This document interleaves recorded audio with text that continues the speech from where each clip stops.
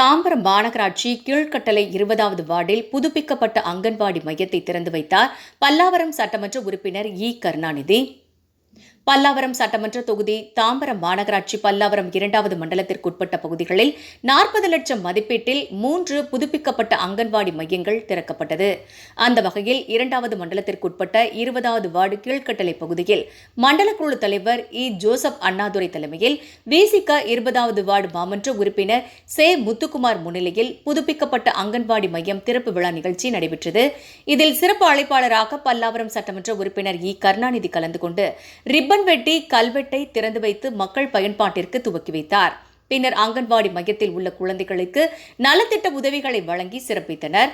உடன் நிகழ்ச்சியில் 20வது வார்டு நிர்வாகிகள், ஊர் பொதுமக்கள், மாநகராட்சி அதிகாரிகள் என பலர் கலந்து கொண்டு சிறப்பித்தனர்.